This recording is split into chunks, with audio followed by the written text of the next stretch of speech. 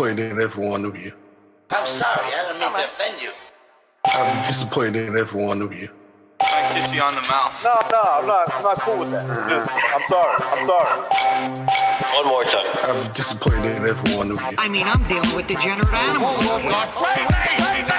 I'm disappointed in every one of you. Disappointed in every one of you. All right, come on. Honestly, I can't do it, man. I'm disappointed in every one of you. Let me tell you why. It's gonna be all right, Nicky. Go ahead, shoot. He just killed a fucking man.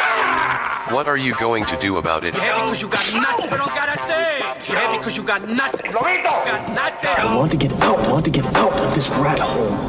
I want to get online. I need BDA boxing.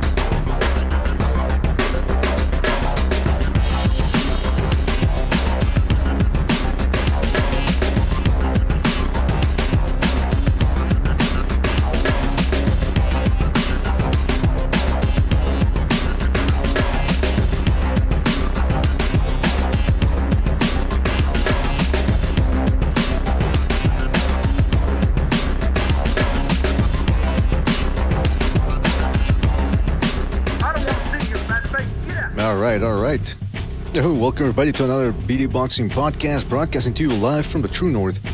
It's your good friend, Mr. BDA, and I sure am glad that everybody could be on board for this one, fellas. In this episode, we got a fantastic one for you because we have a fantastic weekend of cards.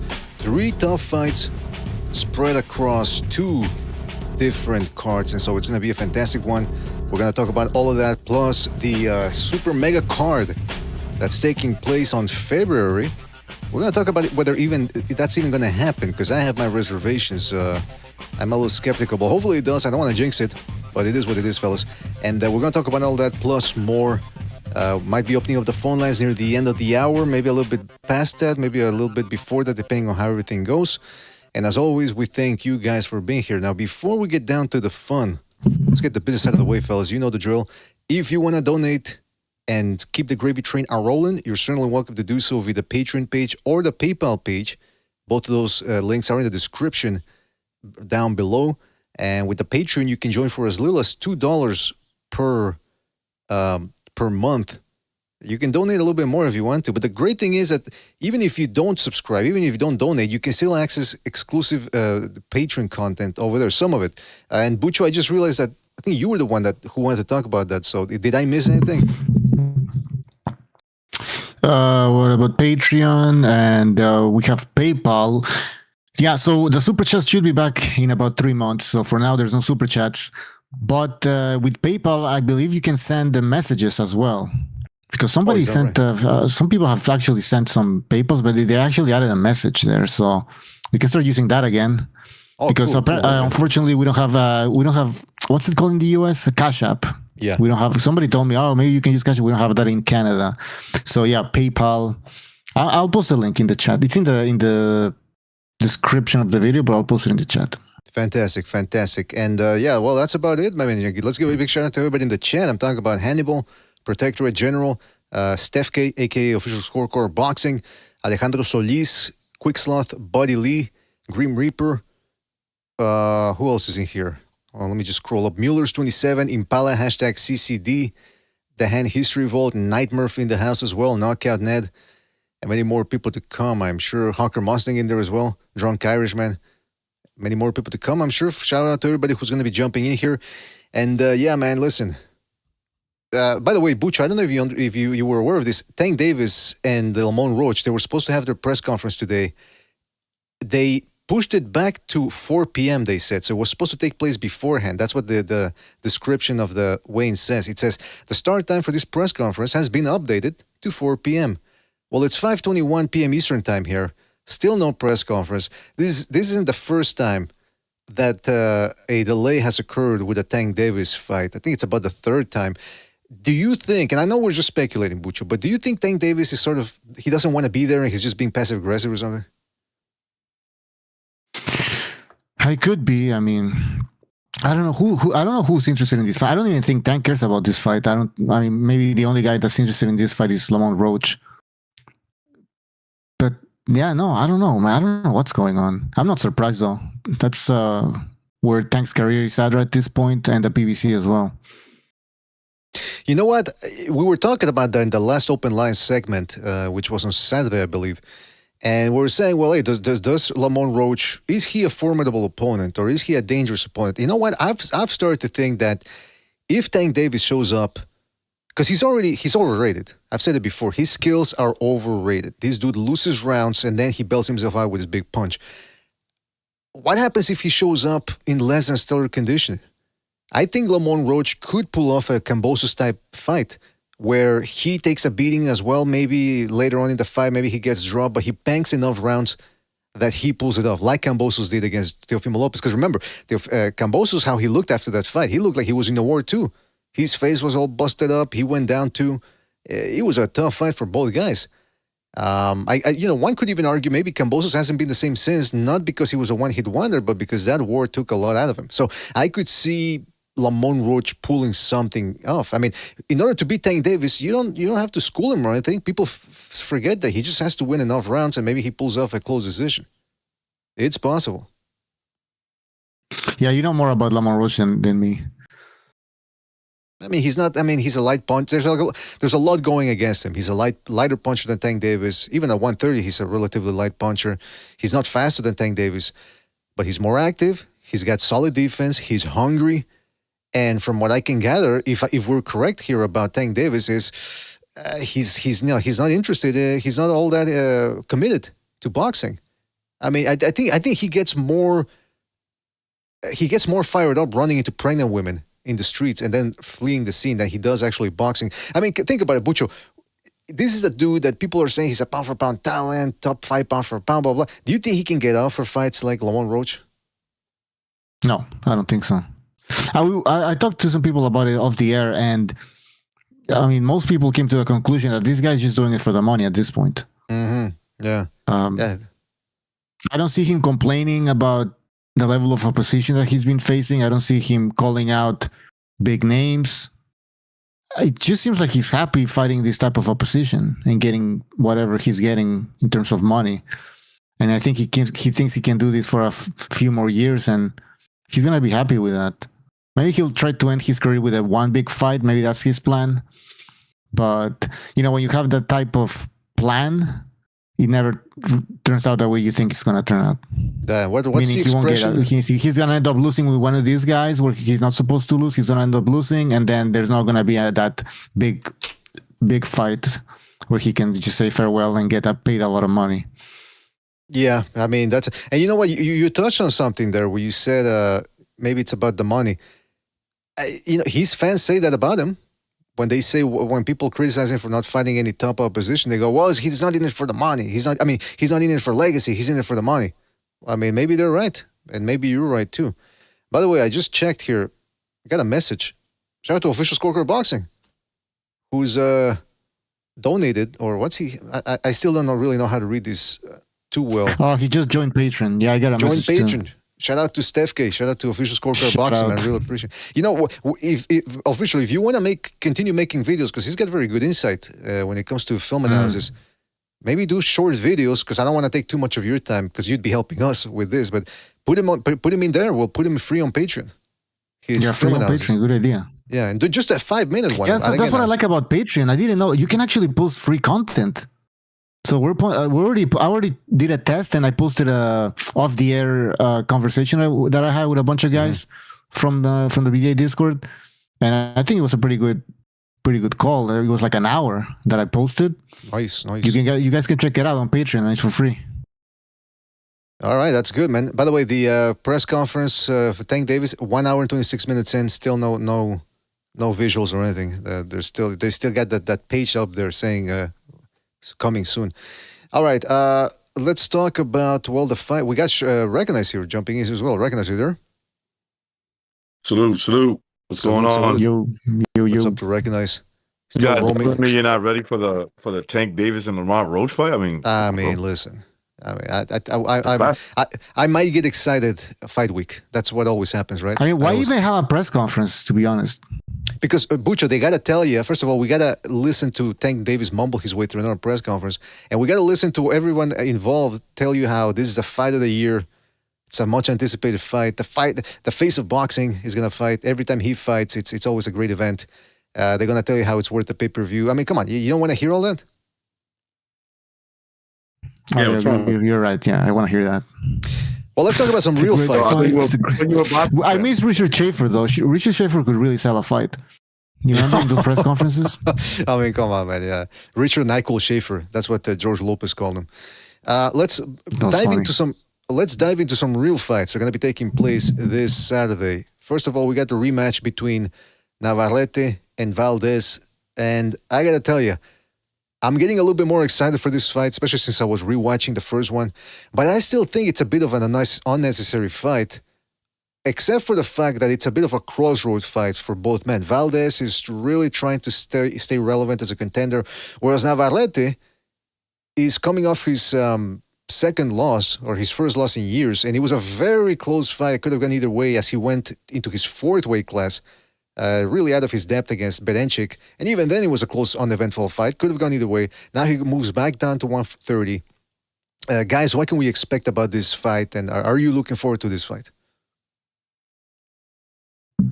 It's one of those fights. They fought already. And now that they beat him pretty convincingly, I don't like those kind of rematches. But, there's going to be a lot of punches thrown. And it makes it exciting for that. I don't really expect anything that much different. Yeah. An outside chance, but I still would expect Navarrete to beat him again. What's at stake here? What's at play? I see the poster that you posted. It says World Super Lightweight, Super Featherweight title, whatever. Like, which title is at stake? I don't even know. WBO. Okay. I guess who's the champion? It's who's the champion? Navarrete. Still the champion. Okay, so he moved up in weight, went back down, and was still the champion. Okay. Well, like Recognize said, the first fight, Navarrete clearly won. And I say clearly because it's surprising because today I was rewatching the highlights that Top Rank posted, and they make it seem as if it was a close fight. Mm-hmm.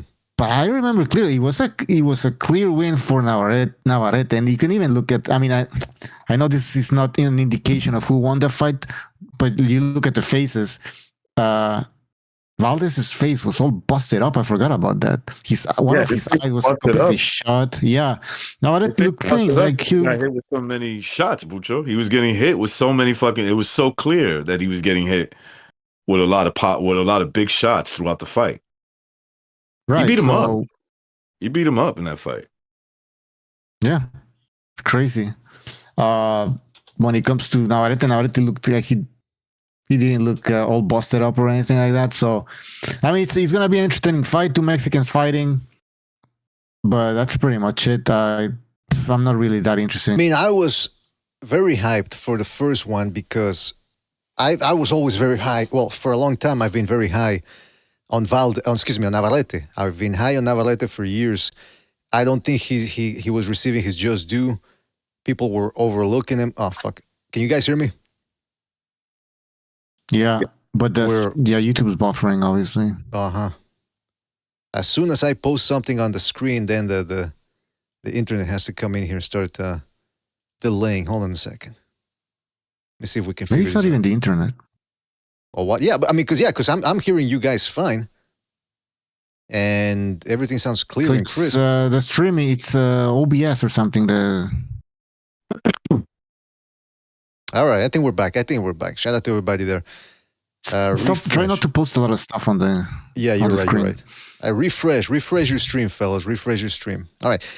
I was high on Navarrete for years now. He beat up Dogbo. He beat up Christopher Diaz better than anyone else did. Same thing with Joed Gonzalez. What's his name? The guy from Texas, Southpaw guy. I mean, he was always very good. And then when he was going to fight Valdez, a lot of people were picking Valdez.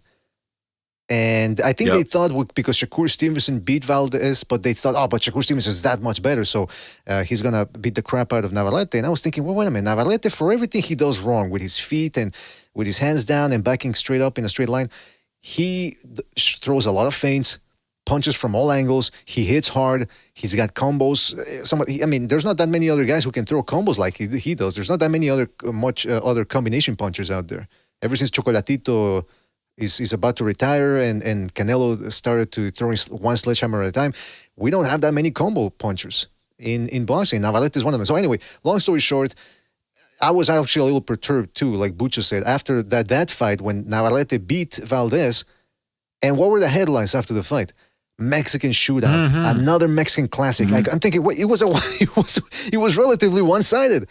Valdez landed a couple of mean shots here and there, but essentially he got beat up. I don't understand why they don't want to give Navarrete his credit. Is it because his style is just too wild and people just can't categorize him, which they love to do?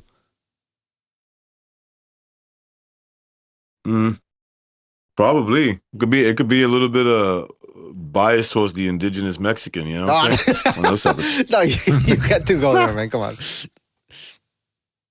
I mean, yeah, I don't know, man. They're just trying to sell you a Mexican stand. They're just trying to sell you this bullshit about Mexicans. Remember, they had Barrera and Morales in the stands there. Right. Maybe they always had plans of making this, a trilogy. At least a 2-fight deal. Yeah, at least a 2-fight deal. Like, trilogy is on their mind, but they're like, let's try to at least make 2 fights out of this. Yeah, maybe. I will say, though, that there is something at stake because Navarrete, for as high as I was on him, I've pulled back a little bit. Not because I don't think his skill or that he's rudimentary or whatever, but his work ethic isn't quite there. This dude, what makes him great is that he lets his hands go because he doesn't think too much. He's not afraid. Whereas Valdez is more reserved. You see the difference, the contrast in characters. However, Navarrete, for all his go-getter style and his impulsiveness, doesn't really train all that much. He doesn't keep himself in shape in between fights. And I think that's what's been causing him. Now, I was on the Boxing Scientist stream a couple of days ago, and there was a guy by the name of Boxeo Atomico, I think. Shout out to him. He was telling me that Navarrete has been injured in the last 2 fights. And I said, well, maybe he's right. Maybe that's the reason why he didn't look all that hot against Conceição and against Berenchik. But most fighters say that after they look bad in a fight. Oh, I had I pulled my taint. I was fighting with my wife. There's always an excuse. And Navarrete has had his share of fights where he doesn't look all that hot. So now it's his time to show up. And you know what he said? Boxeo Atomico told me that ESPN, and I haven't watched it, but they did a sit-down between Navarrete and Valdez, and they had Marquez there, they had Morales, Barrera, and Chavez. And before that, they were talking about like the greatest Mexican fights and all that, blah, blah, blah. Navarrete apparently told Valdez, not in a mean way, but he just told him, look, I got to knock you out this time to get my respect back or something like that. So I said, I don't know. What do you guys think? Is that whenever you look for a knockout, people say that's a bad thing. But do you think Navarrete has to prove something here to get back on the pedestal that some people were putting him on? I mean, it would help him. It would definitely help him. No, but Butcher, you always want to see guys go for a knockout, even if it's detrimental to their health or to their chances at winning. Yeah, I mean, who doesn't want to see a knockout? And then when it comes to Navarrete, like you said, this guy has been looking like shit at 135. He looks like he doesn't even train. So right now he needs to impress us with a knockout. He already beat Valdez once decisively. He needs to do it again, but this time I believe he needs to stop Valdez. Oh, yeah, he needs to stop him. Not easy to do. No one's ever stopped Valdez. And, no. He's been dropped in some fights. I remember the Scott Quick fight. Scott Quick came in overweight. He was a welterweight in that fight. They were fighting at 130. He fractured Valdez's jaw, and to me, that is still Valdez's best performance. Some people could say that Burchell fight. I'm not going to argue. All I'm saying is that's one of the best fights I've seen Valdez in because he toughed it out against a bigger opponent. And he actually hurt Quigg to the body. So that Valdez fight, but again, he's been, now that I think about it, he's been to the ringer too since he turned professional in 2013, I want to say. So if anybody can stop him, it's Navarrete. But Navarrete tried in the first one, and Valdez just wasn't going anywhere. So we'll see what happens with that one. Now, in the undercard, this is probably the best card ESPN has had this year, which has been a subpar year for Top Rank. This is the rematch, another rematch between Rafael El Divino Espinosa, who is the WBO, another WBO titleist at featherweight, taking on the guy whom he took the title away from, Robeisy Ramirez, Olympic gold medalist who beat Shakur Stevenson back in, 2016. Fighter of the Year candidate from 2023. They're doing it again. And you will notice the contrast here in size or in height. Espinosa is 6'1" at featherweight, mind you, against Ramirez, who's a more conventional 5'5". This is going to be a good one. Anyone want to go first on this one? Recognize. Well, I'll go then. I think this Sorry about that. fight, Go ahead. yeah, I'll go. He wasn't even going to say anything. Now he's making like, no. But BD, I was going to say something, but I'll let you go. I'm that gracious. No, I'm kidding. This is going to be a good fight, man. It has to be because the first one was so good. Ramirez managed to drop Espinosa in the 6th, I want to say, because Espinosa was switching stances within punching range, and Ramirez. Well, actually, not really punching range because Ramirez had to jump to get him. But anyway, the point is, Divino Espinosa got his back and ended up dropping Ramirez in the 12th. This dude, Espinosa, has a gas tank that you wouldn't believe. He throws punches nonstop. I think he threw about 1,000 punches that fight. And then on top of that, his punches are good technique. He doesn't flare the elbows. He doesn't telegraph. Everything's tight. Everything's tight. Everything tight. I don't know how he does it, especially when he's tired. When you're tired, the technique goes out the window. Not with this dude. But Ramirez can crack, and he's got the venerable Ismael Salas in his corner. Now, if you want a brain for a rematch, you want to go with Salas. So I don't know who to pick in this one. I really don't. Ramirez is shot, right? That's what I keep hearing. No, why? What? Yeah. Where'd you hear that? Gonzalo told me. Well, Gonzalo's not here, so. But I mean, he hasn't been looking this. He hasn't looked the same since that loss. So I don't know. You know more than me about this one. I don't know. I picked. What's the other guy's name again? Jesus. Divino Espinosa. Divino Espinosa. Yeah. No, I think he's gonna win this fight. He's undefeated, right? Divino, does he have an early loss? Yeah. No, he's undefeated. You're right. So. He's undefeated. He's undefeated. Yeah. No, I'm expecting him to win, but it might be another close fight, or there might be some drama again. He should win the fight. Yeah, I mean, Who's Espinosa again? He's a beanpole. He's a tall guy. You know. Yeah. I know he is. Yeah. He beat Ramirez already, right? Yeah. This is a rematch. It's a rematch.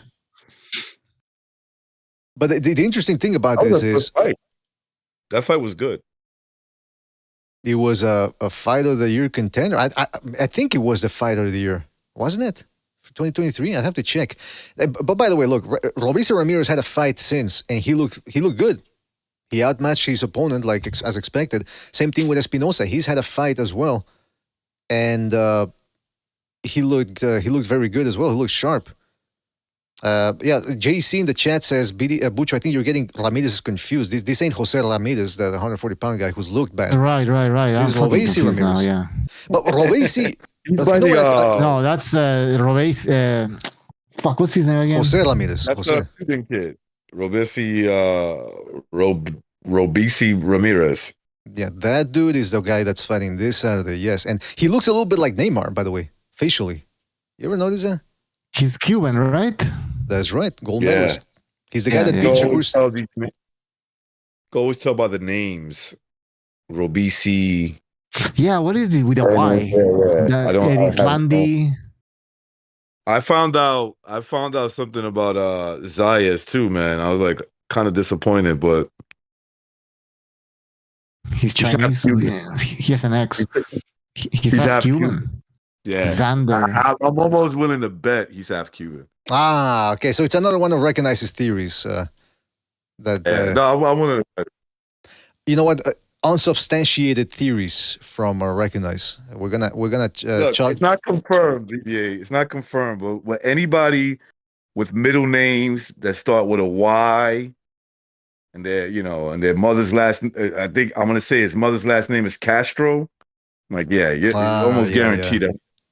That's a half Cuban right there. Possibly. You're right. You're absolutely right. What was I gonna say? So that Robesi Ramirez fight. I'm looking forward to it. I mean, that Divino Espinosa, I don't know who wins. I can see Ramirez catching him and dropping him. But the problem with Ramirez is I've always equated him with another guy from his weight class, which was Teofimo Lopez. It seems like they go in there very quickly, very gung-ho, and then all of a sudden they start losing focus. And that's what's happened with Ramirez in a couple of his fights, like in that dog bowl fight. He's going in there, and he's left-hand happy too. Very left-hand happy. He's like, I'm just going to use my... He can crack with the right hand too. But he just doesn't really... He reminds me a little bit of Zab Judah. And then on top of that, he already has 2 losses. That's a good comparison, yeah. He has 2 losses. Yeah, it's like a front runner. Well, like most Cubans are, yeah. And on top of that, he's got 2 losses. So that again goes back to my thing about him being Zab Judah-esque. He lost his first professional fight. And then he avenged it and really came in more prepared for the rematch. But he still lost that. Now he's lost against Teofimo Lopez. So there's room to take him out of his element, take him out of his game. Just goes to show you that he might have been a world-class amateur winning Olympic gold, but the professional ranks, you got to be on for all 12 rounds. So this is going to be a good one. And another fight this Saturday, this one taking place on the Zone. Liam Paro, undefeated, coming off his career best win against the boogeyman, Subriel Matias, and he's taking on another dangerous guy, undefeated Richardson Hitchens, who's 18-0. It's for the IBF World Junior. Go ahead, sorry. Well, yeah, it's just junior welterweight title. How dangerous is this guy? No power. No power. I was rewatching Hitchens. Yeah, you're right. Yeah, but I'm saying, it's true. Yeah, he has no power. Okay, so you're questioning this thing. No, yeah, he has no power. I was rewatching the fight against Lemos. Mm-hmm. Yeah, Lemos actually came in shape for that fight, unlike when he fought Keyshawn Davis there. Oh. And he was coming forward. Hitchens was good at maintaining his distance and fighting behind that jab. I want to see him try that against Paro. Because Paro is like he's crazy the way he fights. He hands up, high guard, and he just comes forward. He kind of suffocates you, you know what I mean? Mm-hmm. And I think we talked about this, right, BDA? We were talking about the how Paro in that fight against what's his name again? Matias. His last fight against Matias, he wasn't really getting enough space to generate more power from those shots because he was finding it was really almost like a phone booth type of fight. But in this fight, it's a little bit more distance, and he might be able to generate more power with his punches. Is that what you said, or am I? That's exactly what I said. Who's Paro fighting again? Okay. Who's Paro fighting again?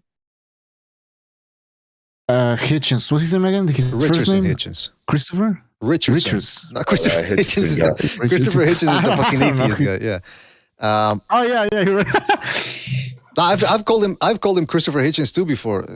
Often I called him once on a stream. I called him Christopher 3 times. Nobody corrected me, which means nobody's listening to what I'm saying. That Liam Paro is taking over Puerto Rico because that fight's in Puerto Rico. So let me get this straight. So he beats Matias in Puerto Rico, and his next fight is in back. Again? I don't like that shit. Well, I mean, Puerto Rico right now needs champions. They need champions, so they're gonna adopt this guy. They're gonna give him citizenship and all that, you know. They're fucking up. BDA, you call him Christopher for Hitchens. I call him Mamba Samba, and no one told me. Come on, man. Come on. I mean, I don't know. He's making racist jokes. Come on now. We don't go for that. This is a family show. That was his name. Now he's gonna, he does the same thing that John Gonzalez does, but in a different. Like John Gonzalez sometimes over at Second Renaissance will say the most devilish, outrageous things, and I'll go, come on, Johnny. He go, I'm sorry. Like he thinks that's the whiteout that he just erases. He's not even that's sorry, the foul anyways. shit. Was that? They're not sorry. Yeah, they're not. He's sorry. not sorry. They're not. But what was gonna say? Yeah, but you're absolutely right about that, Buchu. Of course, you're right because you were just repeating what I was saying. But Matias forced Paro into a like a phone booth type of fight. But Paro went in there in shape because he let his hands go in that one, constantly firing throwaway shots. Matias never managed to overwhelm him. This dude is in shape, and Hitchens is very quick, but like you said, he's a light puncher, so he that type of speed will freeze lower level opponents or shot fighters like Cepeda. But against Paro, this Paro has timing, he's got length, and he's got power. So, but I still don't know. I still don't know how he's going to handle the Hitchens' speed, though. So, I don't know who to pick in that one either. I'm going with Paro stoppage. Oh yeah, maybe. Yeah, remember how he's I'm stopped? gonna go with Paro Or decision. I think Paro decision, but I think he might drop Hitchison. I'm feeling like he's gonna drop him. Well, yeah. Oh, I was gonna just throw in my 2 cents. I think they're gonna give it to Paro. I don't see what favor Hitchens is gonna get in Puerto Rico. Mm-hmm. If you can beat a Puerto Rican in Puerto Rico, I mean, you're good down there, right? He's a Puerto Rican, man. I mean, that's what I'm saying. So I don't see Hitchens getting the favor he got. You mean because he beat Matias? Yeah. Yeah, because he beat Matias in Puerto Rico. That's what I'm saying. So I thought you thought he should be good down there. I'm saying he should be good down there. So I don't see them giving Hitchens doing them a favor like they did against Gustavo Limos. So I think this guy kind of I don't know why he reminds me from the guy from Lincoln Park. He looks like an Australian Chester Bennington to me. Hey, any of you guys think that the judges in Puerto Rico got confused by Paro's last name and thought he was one of them? Maybe because it's Hispanic. He has Hispanic, it's missing another R to make it like Paro, some shit. What type of name is Paro, by the way? What type of name is Paro? Because it sounds, I used to call him Pájaro, because that's what his name sounds like. I don't understand if what... I had to guess BDA, that sounds almost Portuguese. Yeah. He's got Magellan blood. Yeah, it's not an English name, obviously. Is he fighting in Puerto Rico because they're trying to set up a rematch with Matias? Is that the plan? Possibly. That could be it. Puerto Rico? I mean, that would make sense. But Matias just looks so... I mean, I'm going to give Paro... I give Paro credit. Paro made Matias look so flat in that fight. I don't know if there would be interest in that one. I know Matias has had a fight since. Recently, he just fought and scored a stoppage, but he's, Matias just looked so despondent and dejected after the fight. At the press conference, he said, I'm embarrassed to have lost at home, which he should have been, by the way. And I wish more people would have made fun of him for losing at home. Maybe that would have whipped him. Maybe that would have whipped him into shape. You got to bully people sometimes. I was making fun of him. That's right. Yeah, I mean, we'll see what happens. But okay. So most of you you're favoring Paro in this one. Yeah, I got Paro. Yeah, and for the sake of boxing, he better win. No, you're right, man. I'm gonna slight edge. I'm gonna edge the el pájaro. Oh, what? El pájaro. You're gonna edge what? El pájaro. Yeah, but that's the way you said it. Recognize. I don't think you understand what edging means in today's modern parlance. Oh, there. What? Wait a second. Time out. I mean, I can't go into it now, man. But suffice to say, it's something very. You have to ask Dora. Well, he calls it gooning. That's something else. Well, then I don't know that I can't even keep up, bro. I don't know. I don't know either, man. I don't know what's going on. What was I going to say? Okay, so yeah, I'm expecting a good fight Saturday. And it's all free, by the way. ESPN and DAZN, no pay-per-view, no outrageous fees. That's what's up. See, that I like. What is? Pay no extra fee, just right on ESPN. That's right.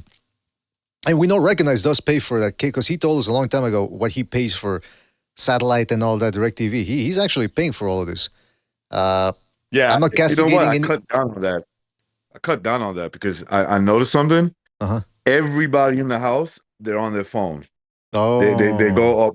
Boys, they play their movies and whatever else they're fucking watching on Xbox. They don't. I'm like, why am I paying for this shit? Well, it's interesting. I cut the cord a long time ago, but I do pay for ESPN at the TSN. It's what it's called here in Canada. TSN and Zone. And then when a PBC pay-per-view is interesting enough, I'll pay for it. But I cut the cord a long time ago. So somebody gave me an application where you can watch free TV.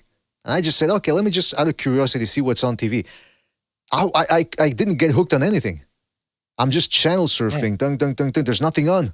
It's nobody pays for it anymore. I think I've gotten too conditioned to a la carte. I choose what I want to watch when I watch it. No commercials, no, the movie starts at 8. You know what I mean? And I think most people are like that, especially young people who grew up choosing what to watch, when to watch. So, yeah, man, those days, they're gone. Yeah, cable got me feeling like sloppy seconds. You know what sloppy seconds is? That girl that gave it up to everybody for free, but you're the one paying for it. That's right. Yeah. You're like, man, fuck this shit, man. Hell no, I'm not paying no more. Yeah, or when you go in. When you go, sloppy seconds is when you go in and it feels like a fucking what's that quiz? Eclair, or what do they call it in Italy? They call it the thing with the frosting inside. Oh, you're talking about the cannolis? Yeah. Well, whatever that is, yeah, that's how it feels like when you stick it into a sloppy second. But listen, the point is this: let's get away from this. Let's get away from this. I don't know why Recognize had to take us there, but. The other thing is this. Okay, so this Saturday it's free, but I tell you what's not going to be free, but certainly seems to be worth it. They just announced the Beterbiev Bivol rematch. It's going to be taking place February 22nd. Oh yeah, over at Riyadh season, Saudi Arabia. Check this card out. They're calling it the last crescendo. You got Beterbiev Bivol. Undercard is Daniel Dubois versus Joseph Parker. Shakur Stevenson versus Floyd Schofield, Carlos Adames versus Hamza Shiraz, Virgil Ortiz Jr. versus Israel Madrimov, Joshua Buatsi versus Callum Smith, and finally Zhilei Zhang against the dark horse, the guys who's pulled off 2 upsets in a row, Ajit Kabayel. Guys, what's going on with this card? Can I start off with one thing? I just want to say one thing, right? I love the card. I respect Virgil Ortiz, but stop ducking my boy Zayas. Come on. That's a duck. That's a duck. I don't care what anybody says. That's a duck. So he did call him out. You got Madrimov, who's scheduled to fight Boachuk on the undercard of this month with the Fury and Usyk rematch. Okay, you should be fighting Zayas. He's available. He had a fight already. Fight my boy Zayas. Step up and accept the challenge. Zayas accepted the challenge. He wants to fight. You're ducking. You're out of your mind. Chat Collins in the chat says that you are a duck. Yeah, whatever. But yeah, I wanted to ask though.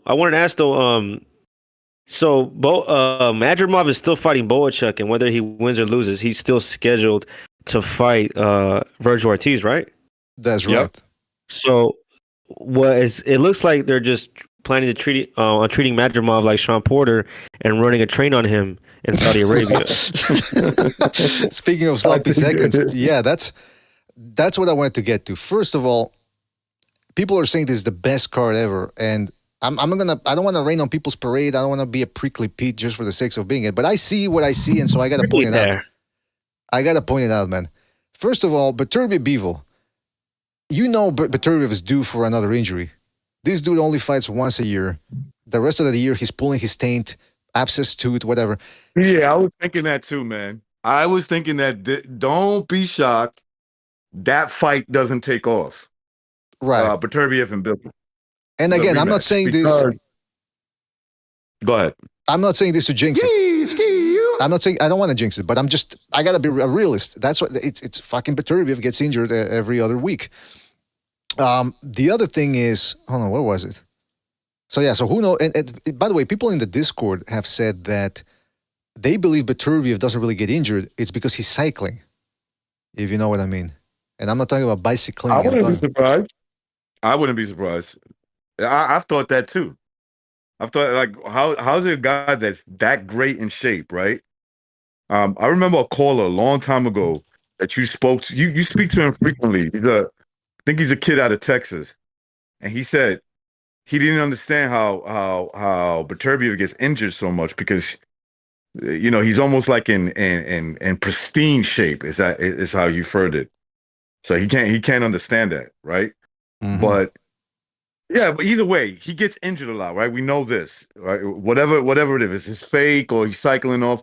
So I just wouldn't be shocked if this fight doesn't take off in February. yeah, man, I'm a little trepidatious here. Then we move on to Dubois Parker. Parker, box office poison. This dude seldom makes for interesting fights. Shakur Stevenson, another more box office poison with Shakur Stevenson. And I know Recognize doesn't like it because he's a fellow Puerto Rican, Boricua, but hey, it is what it is with Stevenson. Adames. No. Time out. He's not one of us. He ain't like us. So I mean, we kicked him out of the Puerto Rican van a long time ago. I mean, listen, he's showing up with the Puerto Rican flag and everything. I know what's happening. Recognize I'm on the streets. I know what's happening. Yeah, girl, I'm out here in these streets. I know what's going on. So Hamza Shidaz versus Carlos Adames, that's a good one. Ortiz Madrimov, that's a good one. But again, I'm trepidation. I'm hesitant to say that fight happens because Madrimov has a tough assignment against Bohanjak. I don't know if he makes it past Bohanjak. Listen, I'm not trying to shit on Ortiz. I like Virgil, and I will pick Virgil to beat Zayas if the money, like in bragging rights, it might be different. I might fuck with you guys and be like, yeah, I'm going Zayas all the way. But if I had to put if I'm being honest right now, right this second, if I had to put money on it, my house on it, I probably would go Virgil Ortiz. Well, of course, he should be fighting Zayas. No, but here's the thing about that. I was on, like I said, I was on the Boxing Scientist stream the other day. I know Sobers was too. I think he enjoyed himself over there. But Rick Glacier was on, and he said that the reason why and he said this before there was ever any dispute about whether the fight was going to happen or not between Ortiz and Zayas. He said that Zayas-Ortiz fight ain't happening because Top Rank is not going to allow Zayas to fight Ortiz at this point in his career. And lo and behold, that's what happened. Ortiz had other options, and Zayas was at the bottom of the barrel because of his lack of experience. So I don't think he's dunking Zayas, and I do agree. I would have liked to have seen it. I saw what Virgil's father said, and I'm kind of just poking fun for the sake of it, right? Like just to have fun with it. But he said that in terms of the options that were out there, that Zayas, in terms of accomplishments, was at the bottom. And that kind of makes sense. He kind of took a shot at Zayas, and he even said, "I like you." Like they even said they like Zayas, right? Because Zayas responded like, "Yo, I accepted the offer." Basically, I'm paraphrasing. Like, what happened? Why am I not getting this fight? Like that was his response, right? So they responded back, and they were like, "Bro, you're the least accomplished out of all our options." But the only problem that I have with that, right, with that whole scenario is Madrimov is already scheduled to fight Bohachuk. What are you saying, that he's going to beat Bohachuk and it's going to be a breeze, that he'll be able to turn around in 2 months and fight Virgil Ortiz? That's the part that I'm a little bit the 2 months, yeah, that's weird. Well, the other thing is this: Zayas, he looks technically proficient, he's good. But I do agree that it's a bit. It doesn't make sense to put him in there against. I know sometimes I do enjoy seeing guys take a risk, like Kit Schofield's taking a risk, but that's because there was no other opponent out there for Shakur Stevenson right now. But for Zayas to step in there against a guy like Ortiz, who's already going to war against Bohachuk, he's battle tested, and then on top of that, his spare time, he eats. He said he likes to eat hamburger helper, but there's photographs out there of him enjoying something else as well, eating other stuff. Hey. You gotta have. That's not wrong. But what I'm saying is, he's an intrepid adventurer. He ventures where people seldom go, down there. And so to fight a guy like that, I gotta tell you, I bet you Virgil Ortiz never got COVID, because this dude is probably immune to a bunch of things. One time I saw him with pink eye. Now I kind of know where he got that from. All right. Well, listen. I don't know where this is going, but so that But was my point is, look, I like the Madrimov fight. I understand what they're saying. Mhm. The only problem with the Madrimov fight is that you're talking about a guy who's scheduled to fight a guy that Ortiz fought already earlier this year, and Ortiz had problems with. So what if he gets into what? Okay, what if he gets knocked out and loses? You're gonna still fight Madrimov? Yeah, that's why I'm saying there's 3 2 months. That's what I'm saying. There's 3 gaping holes in this card. 3 fights that might. Well, I'm just saying. There's 3 gaping holes. Well, there's 3 fights, red flags. Let's call them red flags. 3 fights that might not occur on that card, which is why I'm telling people, hold your horses when you call it the best card ever. Might not come to fruition in the incarnation that we see now, the current incarnation. That's all I'm saying. Yeah, this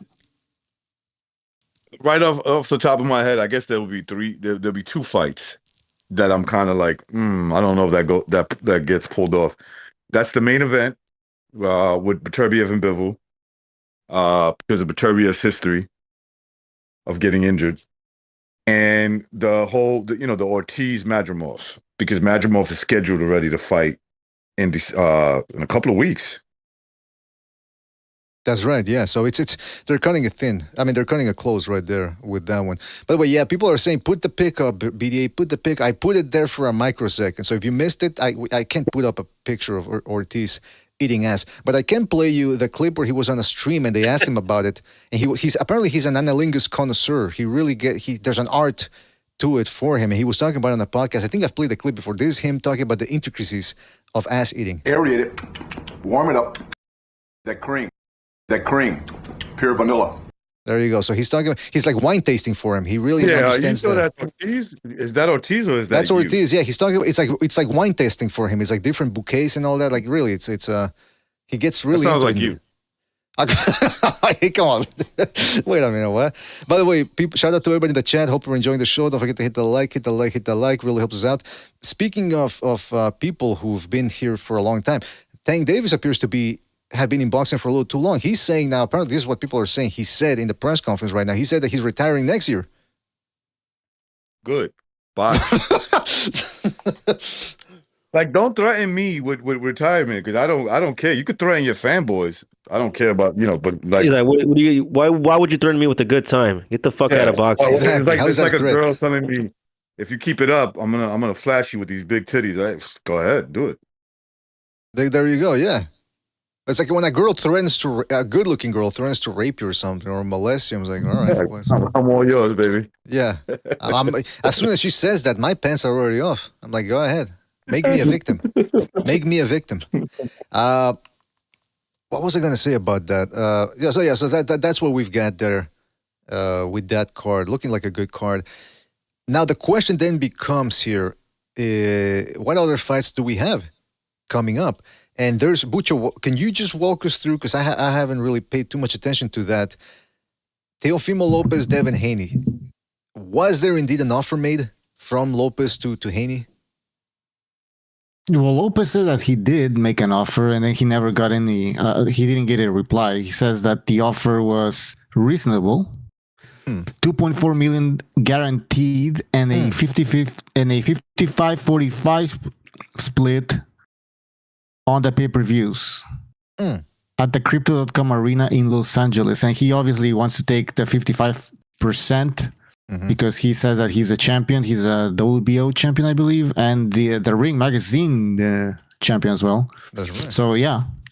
I mean, that seems like a good deal. I mean, Haney's coming off a loss, even though it's not an official loss. We also saw what happened. And Teofimo Lopez, despite his latest performances where he hasn't really looked that good, he's the lineal champion, so undisputed in my eyes. There's no dispute that he's the best guy. Yeah. So he should get 55%. But I don't know. But I guess Haney doesn't want the fight, or maybe it's not true. I don't know. What do you think? Well, does anyone want to go first? I'll tell you this. Are you surprised? Are you shocked that Haney doesn't want to fight him? If that's true.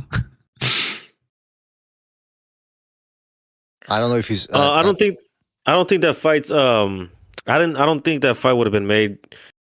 For Devin Haney, it doesn't seem he didn't even want to fight Sandor Martin as a comeback fight. So he's trying to do something where it's going to be really easy for him, or something he feels like he's going to be comfortable with looking good, or he's going to jump into a rematch with Ryan Garcia.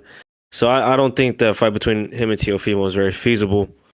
But I mean, Teofimo, I would like to see him fight someone like Devin Haney, but I think he just needs to go ahead and try to fight Barbosa and get that top rank contract over with.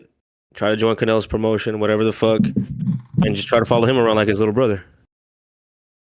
I think I think that when it comes to Devin, like everything should be looked at very different with him. Like that's a guy, he's already retired in my opinion.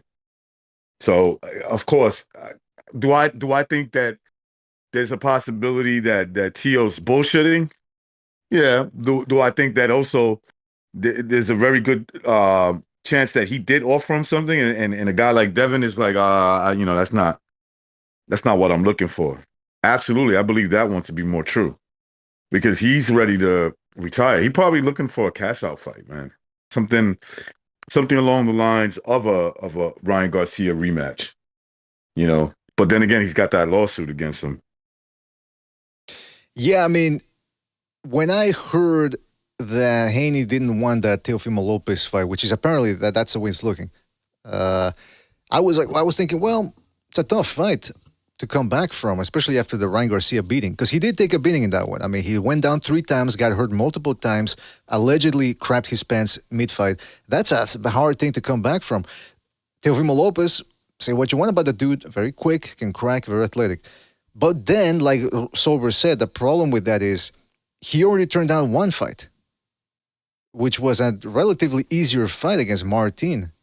Even though Martin, I'm not saying Martin is maybe Martin is harder. I think some people could argue that he's a more difficult fighter than Teofimo Lopez. But the point is, it's considered a lesser fight. I think that's what Haney had said. He said, "I'm above those type of fights." Well, now you have a fight against a fellow pound for pounder, or I mean, I guess the pound for pounder, a legit champion, and you're turning it down. Now what's the excuse? Like, who do you want to fight then? If it's not Martin, if it's not Teofimo Lopez, what you want to fight? You want to fight Gustavo Lemos, who's coming off that Keyshawn Davis loss? I mean, it makes no sense. So I think that's what Recognize makes a good point. I think this dude doesn't want to fight anymore. And I was listening to Thunderdome, and I think most of you guys will agree with this. I think, yeah, Haney is done. If it wasn't for his father, Devin Haney would not be a boxer. It's almost like the father found something that this kid was good at, and he said, "Now we're going to put you in the ring. We're going to put you in the ring." Dad, I don't want to do it. I want to be a musician. Shut up. You're going to be a boxer. You know, Bill Haney can talk a lot of these people into anything. And then he takes his ass to Mexico, fights a bunch of midgets over there in La Taqueria and at the fucking Hot Wings over there in Mexican version. Builds his record, takes him to the U.S., manipulates his way into getting himself the championship. And then as soon as he loses, Devin doesn't want to do it anymore. You saw what happened in that podcast with Andre Ward. The guy was almost crying when he was talking about how he found out who his real friends were after the Ryan Garcia fight. A lot of people left him, apparently. This dude does not seem okay in the head. Talking about Devin Haney. And Yeah, so Devin- not, man. his ego is broken. I mean, something fragile. else I is think broken, too. you mean his butt. Ah, I got That too. There was that stain on his trunks during the fight. I heard he had a IBS ever since he left that Diddy pool party. come on. Now, wait a minute. What's going on here? But No, well, what's the plan then for Haney though? Seriously, like, what are they looking for? To win in court? Yeah, you told me that a while ago. I still, it's hard for me to believe that a boxer like that wants to cash out at that age. But I mean, it's Bucho, possible, I don't know. But hold on, He might it makes change his sense mind. if it makes sense if you consider what Thunderdome said, which is that this guy might not have wanted to be a boxer. I don't think he. Based on what? I think especially after. I think that once they read that decision and he knows like he took a beating, his mind and soul left boxing. Yeah. But he never gave me the impression that he didn't want to become a boxer. he fought Lomachenko, right? They beat Lomachenko. Okay, he won the titles against Kambosos, just kind of easy in a sense. He was the Buster Douglas of the division. Then he beats Lomachenko. It was a close fight. I mean, I think Lomachenko won that fight, but whatever. I think they believe that. I mean, Haney and his father believe that they won that fight. They move up in weight. They fight Prograis. They think, he beats Prograis, becomes a champion there. Everything's going fine for him. He believes that now. Oh yeah, now I don't have to struggle to make weight. I have a belt. Oh, let's take on Ryan Garcia. Easy fight. That guy's a drunk. Doesn't take the sport seriously. He loses. Then I believe that mental breakdown begins. Maybe he starts questioning how good he actually is. But I don't see any evidence that this guy never wanted to become a an elite boxer. I'll tell you where I see it. It's the fact that he was always there. There's been some babying going on, which means that he sort of never was cut for it. It's almost like his father knew this kid. I think his father knew, look, this kid doesn't really maybe not want to be there, so we're going to have to cut corners. The problem with boxing is you cut corners, eventually you will get found out. I mean, think about it. He always had that weight advantage. Or you know what, Bucho, maybe you're right. Maybe he did think he was a great boxer because of all the advantages he had, because he was clearly always the bigger guy in most of these fights. Even as a lightweight, he was rehydrating above 160 pounds. This is confirmed by the WBC president, who told Bill Haney to his face, your son rehydrated over 160 pounds. And Bill Haney never denied it.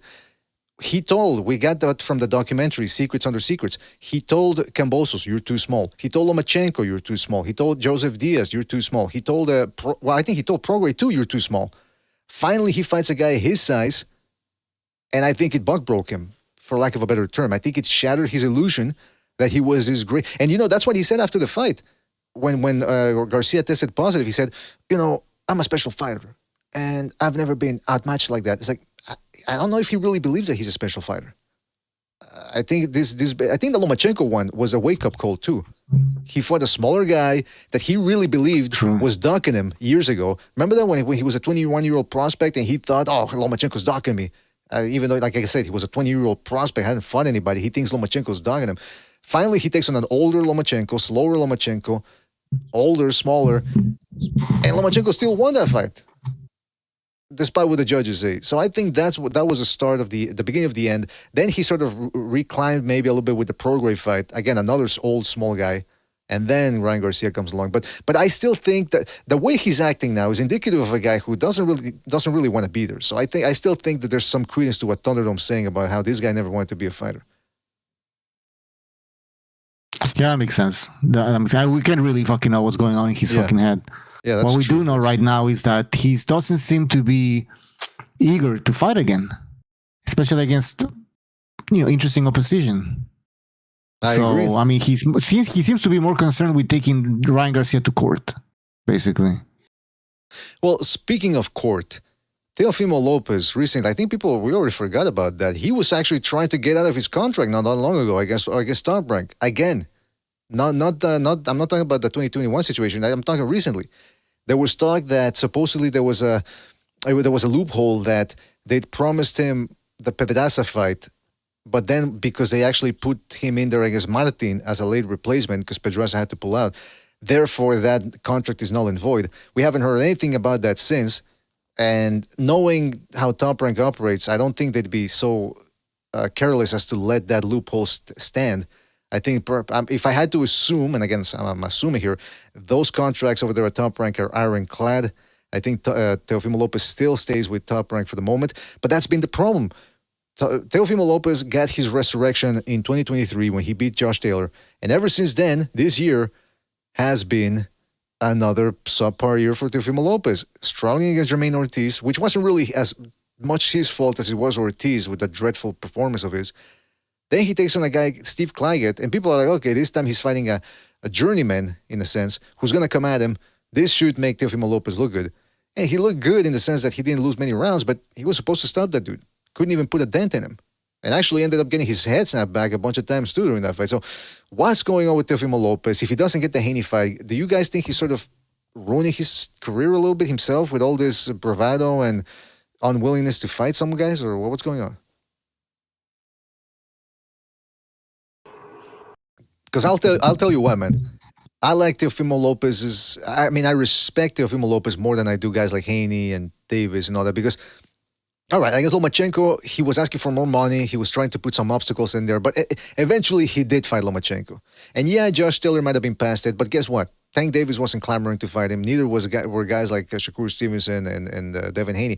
He stepped in. He fought Josh Taylor. He beat him. He's now the undisputed junior welterweight champion. So I give him credit for that. But I don't know. It seems like he's always too volatile. It's always something with this dude. It's either I'm going to bicker with my father, I'm going to bicker with Top Rank, I'm going to bicker with the fans, like bicker, like a woman. Just can you just? Is it those Spaniard genes that are making him too crazy? Is that what it is? Is it the conquistador genes? It's that Spaniard gene. Malaria. Watch him get kicked out of the Canelo camp. He's gonna do something. That father's gonna say something that's gonna piss them off, and Canelo's gonna say, "Get the fuck out of here! Get the fuck out of here! Get the fuck out of here!" It wouldn't surprise me if. Go ahead, his father's still in the corner, right? That's what I read. It's not like as if Reynoso is in complete control of his training.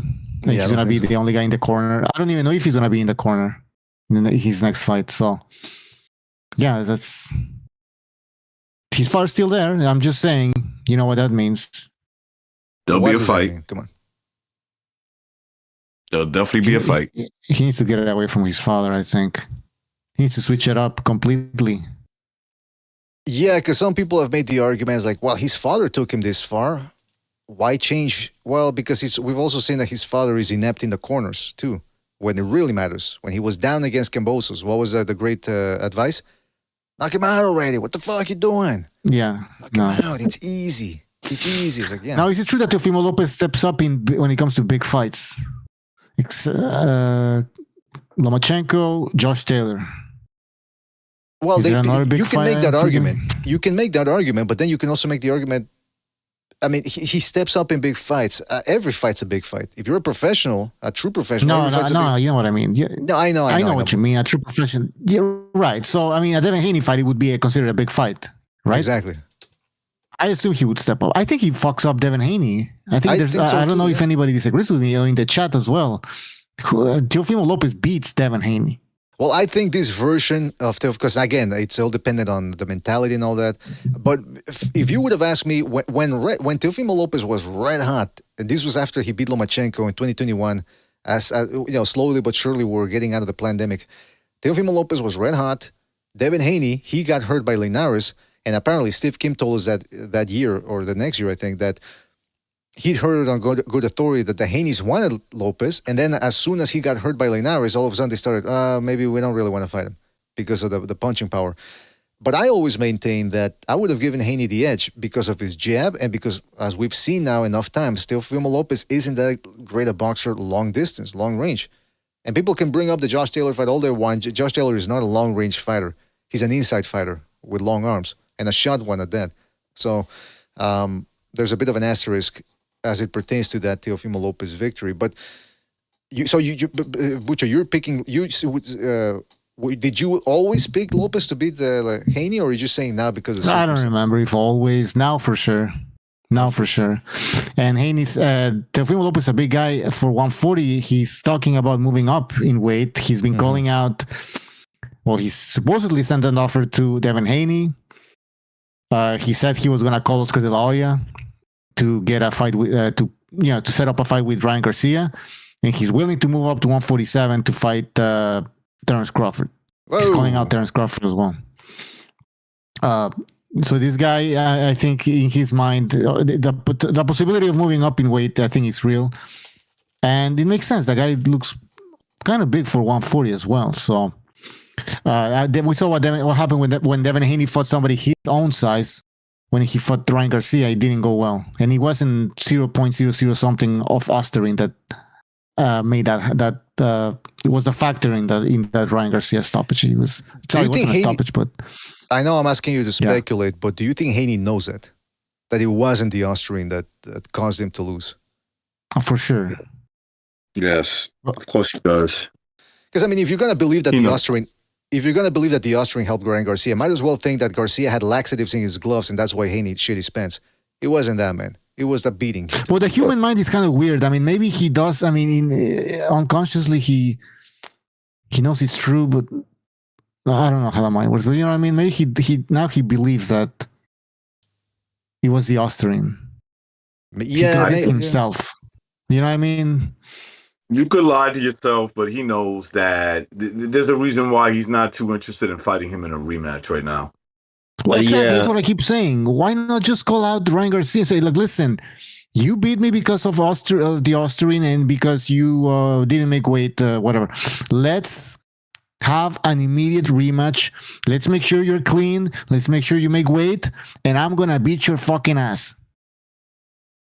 Why can't he say that? If he's a fighter, we're talking about whether he still wants to become a fighter. If he's a fighter, he would say that. It's a great point. Well, Bucho, there was a while ago where they were acting like they wanted a fight with Ryan Garcia, and I remember Bill Haney going on camera and saying, "Oh, Ryan Garcia's got 72 hours to sign up for 24 year-round testing, or we're not going to fight him."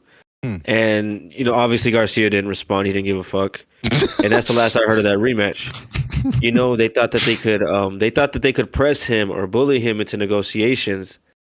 And that's not the case with that fight no more. That's why I'm not sure if we'll see that rematch, because Haney will have no leverage. I don't think Garcia will give him any. He has his undefeated record, and he had to take a little break from boxing. But really, if you look at it, Devin Haney hasn't fought yet. Ryan Garcia is going to fight again before Haney does. Yeah. So I don't really know how bad of this punishment was on him. If you're still recovering, you don't know where you're going with your career, and you can't even ask this guy for a rematch unless you give up everything to him. Fuck the clean drug test like that, bro. You're not gonna get you can't ask for anything against this dude. He's not gonna accept anything, and that's the only way to make the fight. And in everyone's eyes, like I said, on the record, his fight, he's undefeated, but everyone saw what happened. We all know what's up. No one got Haney back except his fucking dad and a couple of diehard. Didi has his back. Ryan Garcia on his Instagram one time. Didi. The only person who has his back is Didi.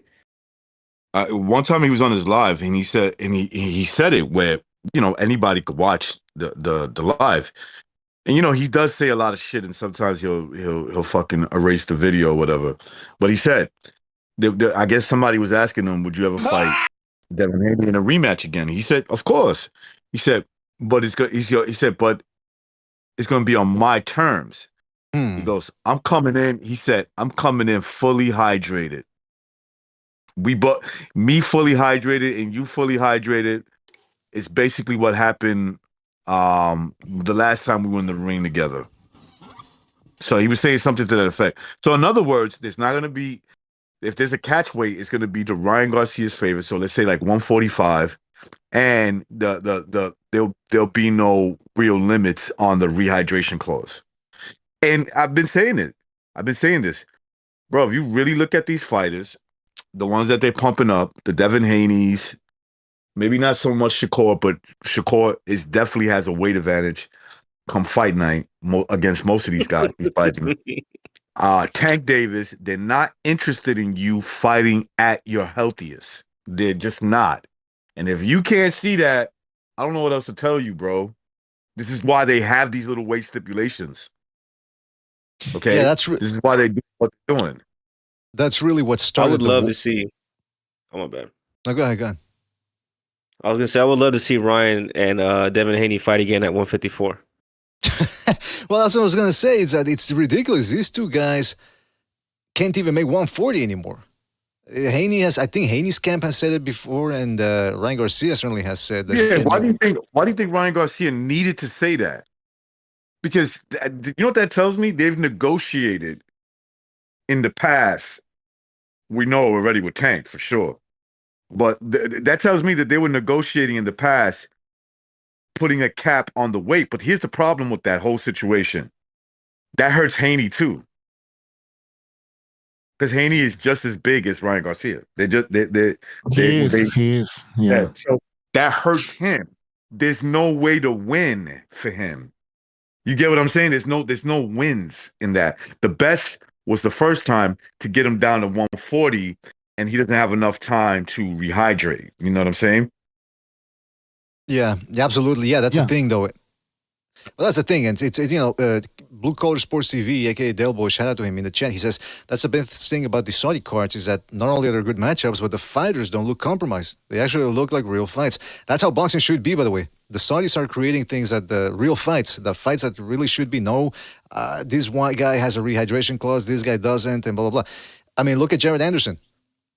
Top Rank let him off the reservation. They said, okay, you really want this fight? They told him not to take it, but they said, we can't, force you, so go ahead, take the Bakoli fight.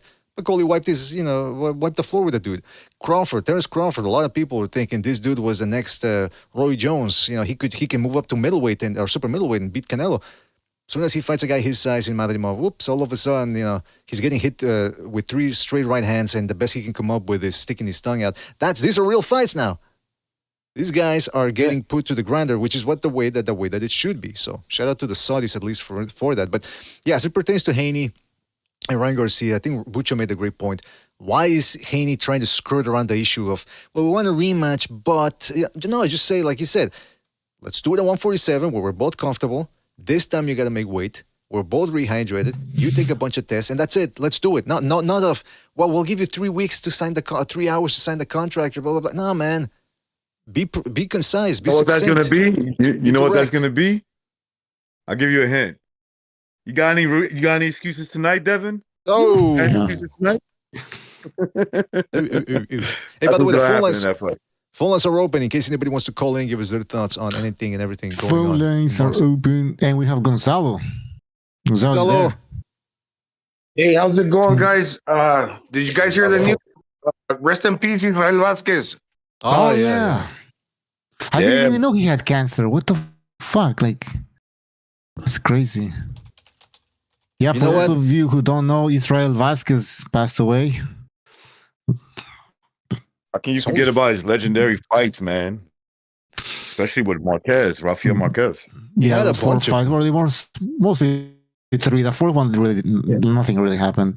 But yeah, those amazing fights. Jesus. Hey, come on. Well, that's too bad. Yeah, he looked ill. That's right. They take away the best of the best, and they leave us with the scum of the earth. Ah, come on.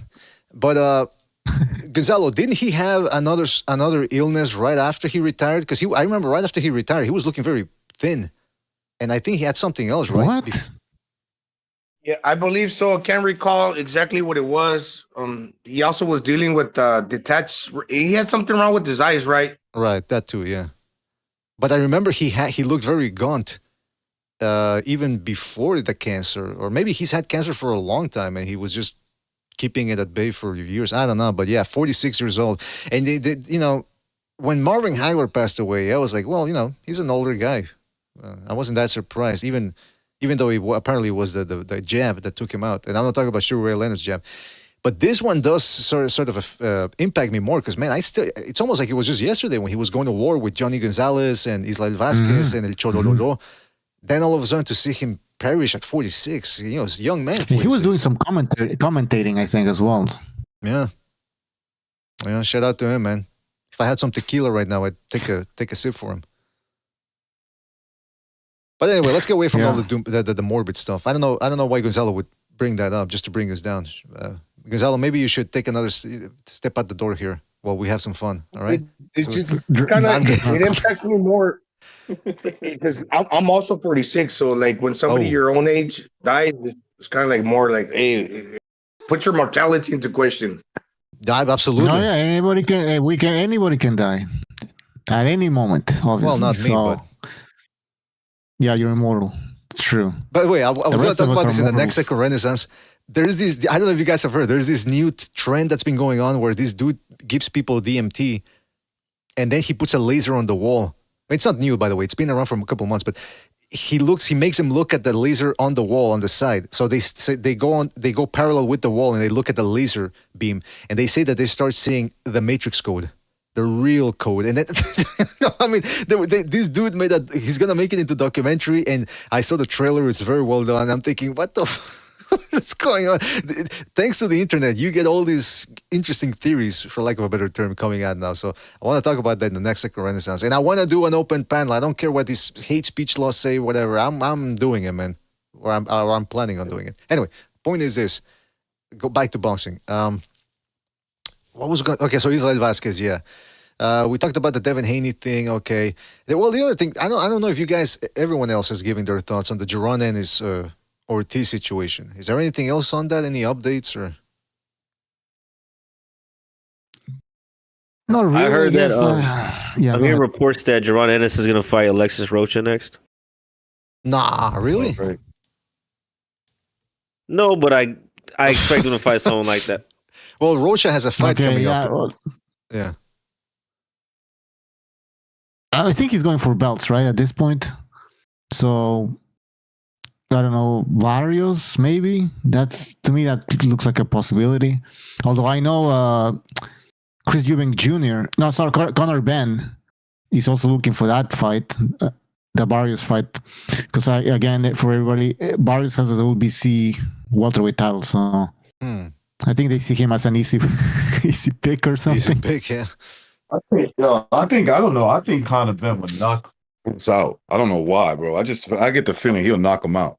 That's a good fight. You know what? Conor Ben. I mean, Conor is explosive, man.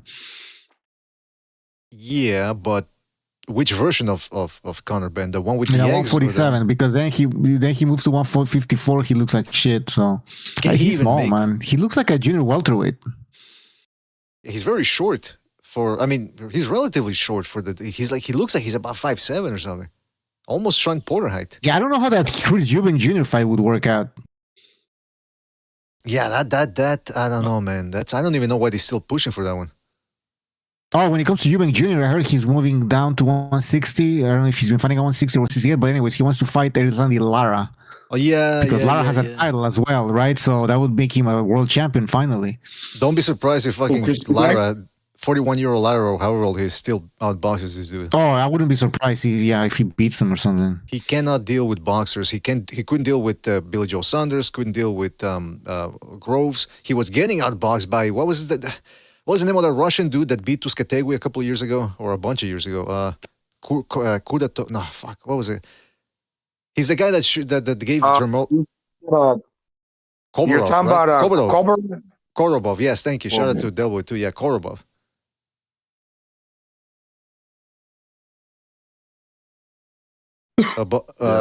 What else was I going to say? Oh yeah, can I say something else too about that? Because I mentioned Terence Crawford.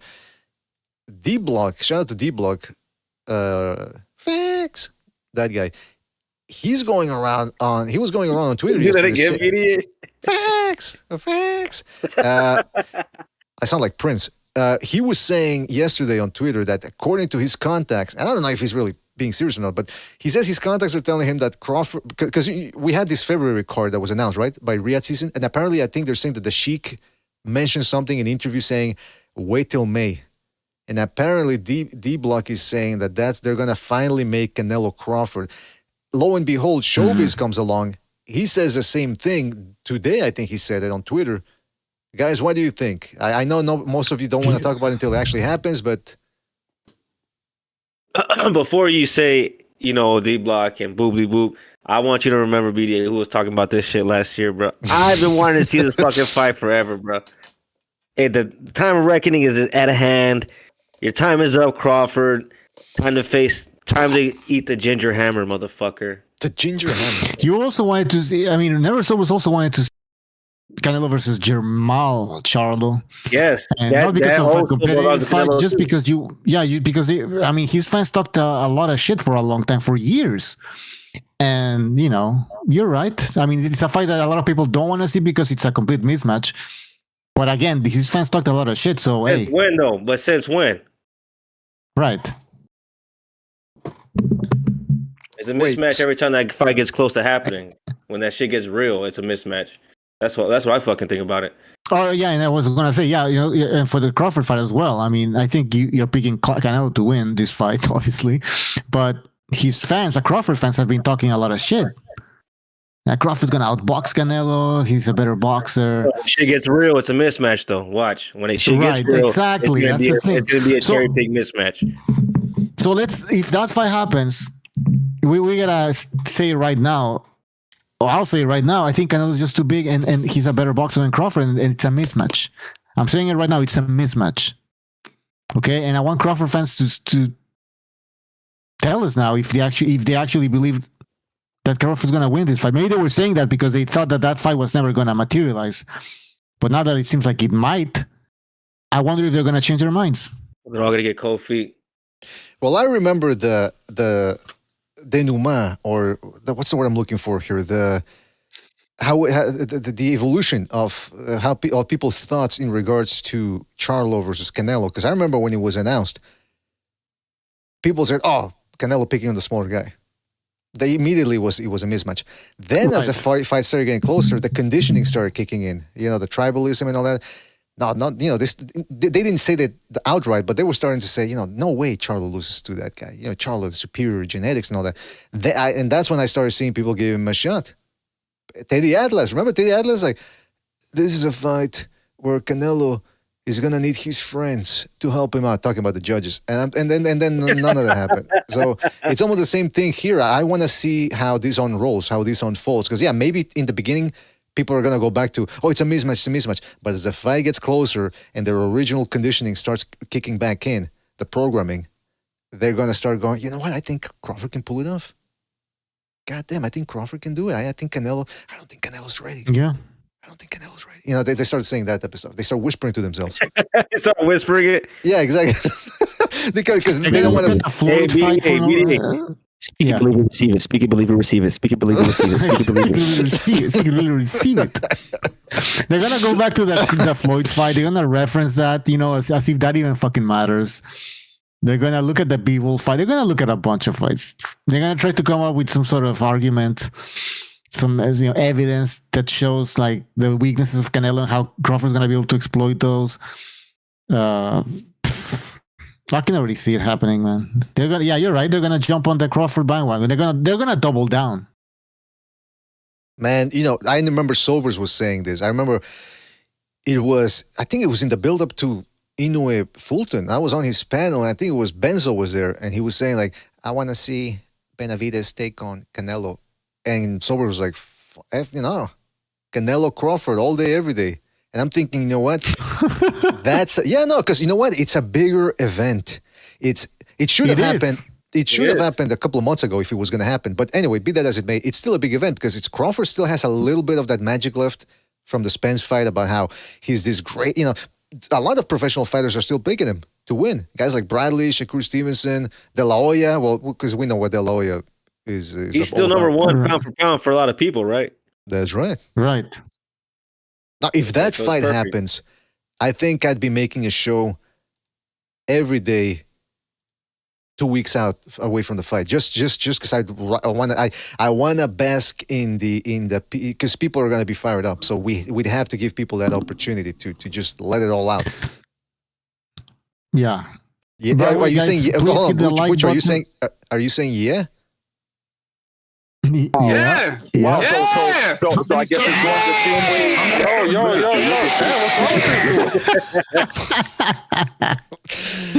Oh man. Yeah. What's I gonna say, guys? Please hit the like button if you're enjoying the show. Hit the like. Don't forget we have Patreon, and there's free content there. Free content. So just go to Patreon. Link in the description.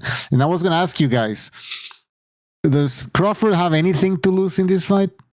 Some people might say no because he's moving up in weight to weight divisions, so he has nothing to lose. But what do you guys think? Just all he has to lose is virginity. I think he has something to lose, though. I think a little bit of that aura that he has is gonna be shattered. Oh, it's gonna be gone. No. Okay, so what they're gonna say is afterwards, because I have Canelo knocking him out, Amir Khan style. You know what I'm saying? He's gonna be a couple rounds where he gives him some problems because he's gonna be shaking his ass, Canelo's gonna gauge the distance, catch him on the chin with the right hand. He's gonna fall out, like I said, Amir Khan style. His head snapping up off the canvas. They're gonna have to help him up. It's gonna what they're gonna say afterwards though is like, oh, he's already at the end of, he's gonna retire right afterwards, right? So we're gonna say, what was his last fight? You know, a lot of guys lose their last fight, and he went up.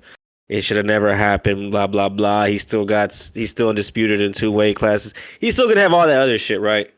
So let him get the check that he deserved, that everyone think he deserved. Let him prove himself to be truly pound for pound number one. You know, I know what's gonna happen, but everyone else deserves to see what happens. You all deserve to see what happens. You know what I mean? So people, Super Sardonic says his health. That's what he's gonna lose. He'll be all right. I mean, how many times did he get hit in his career? You know what I mean? Like, he'll get knocked out brutally one time and he'll stop. He'll be fine. You know how I imagine if Canelo does indeed have his. He's already been shot in the head. My bad, BDA. Oh yeah, he was shot in the head, wasn't he? Yeah, like Frank Warren. Come on. If Canelo does have his way with Crawford, Sobers is gonna be like a Red Dragon. Remember that when he had Felix Seymour Hoffman that's tied down? He's like, the family converted. Do you see or transformed? What was he saying? You know, he's showing him the slide of how he was mutilating the families. Yeah, do you see? He close the family. Blah, blah. Do you see? That's gonna be Crawford. Every time he lands a punch, it's like, do you see? But you know what? Crawford is a guy that years ago he said, "Oh yeah, my career's finished. I'm happy with my career. Even if I never fight Porter or Spence, my career." And he really believes that because he doesn't want to fight any of these other young and up and comer guys. He only wants that Canelo fight. And the thing that gets me is when people say Crawford is just as good as Mayweather, and so therefore he's gonna have his way with Canelo. And I'm thinking, well, wait a minute. Did you get that from the Madrimov fight, where he ate 3 straight right hands in under 5 seconds, and the best he could come up with was stick his tongue out? I mean, come on. I mean, yeah, as much as people dislike Mayweather, can any of you recall the last time Mayweather got hit with 3 straight right hands, flush in the face, and he just stood there sticking his tongue out? I can't. So it's a much, much different proposition. People think that Crawford, if he wants to, can get on the defensive and school Canelo. I don't see him, man. But then again, that's why they're going to be fighting. By the way, real quick, did anyone see this? I don't know if this is photoshopped or not. Who knows what's photoshopped anymore? There is this Twitter account called The Best Ebony Videos in the World, which I've never heard of, but I got a bookmark now. And check this out. Followed by Terence Crawford. Is this real, or can anybody confirm? Because we know how he likes them. I seen this thick Walmart bit, kept looking. I think this is definitely something Crawford would be into. A thick Walmart bitch. Thick Walmart bitch. I mean, I don't know. Well, I say allegedly. That's what they said right there. Yeah, but that was the account saying that. Yeah, you're right. Yeah, maybe that's I don't know. I think Crawford. Maybe that's why he wants a Canelo fight. He wants to have the premium account for thick ebony bitches or whatever the name was. Yeah. I have good news. The Tank Davis Lamont Roach press conference did happen. It did happen. So that's very good news. Yeah, I did. I mentioned that earlier. That Tank Davis apparently said that he wants to retire by 2025. I'm telling you, am I crazy? By the next year. That's what. Yeah, that's what he said. Apparently, it's crazy. He wants you to beg him to stay in the sport. That's what he thinks he's gonna get somebody to ask him to stay. Reminds me, you know what, Sobers? Don't go. We'll throw you $20 million. Please stay. Get the fuck out of here, bro. Sobers, it reminds me of those YouTubers who say, I'm done. They make a big video or a big, I'm done. I'm leaving this. So they want that sympathy from everybody. And then 2 weeks later, they're still around. I was like, hey, what happened? Yeah, wait. You made a video last month called "This Is My Last Video." What are you doing? And then they never leave. They're still somebody posted this. Steven Espinosa says that Shakur Stevenson was trying to fight Gervonta Davis, but he wanted a long-term deal on the end. PBC was only offering him a 1-fight deal, and that's not what he wanted at the time. The PBC can't offer long-term deals at this point. I mean, I think that's obvious, right? Right. So would you guys be surprised if Shakur Stevenson really wanted a long-term deal with the PBC? Because I think a lot of these fighters they seem to think the PBC still has something. I don't think they're educated on that. Yeah, maybe that's what Shakur Stevenson thought. Oh, I'm gonna get a long-term contract here. I'm gonna fight a bunch of bumps like all these PBC guys were doing for years. But he's too late now. The PBC doesn't work that way. They don't have any fucking money. He thought he was gonna get the Crawford, the Spence treatment, where Spence was like, I'm gonna fight him. I'm gonna fight Danny. Yeah. Who else? Once a year. Porter and blah blah blah. I'm not gonna fight you, Crawford. Right? Yeah, this ain't 2018 anymore. Exactly. No. Oh fuck no. You know, I remember Spence did that. He gave us like 4 names, and he really did fight those guys instead of fighting anybody else. It was crazy. Rick Glacier said that on TBS. He said, think about it, 5 shows.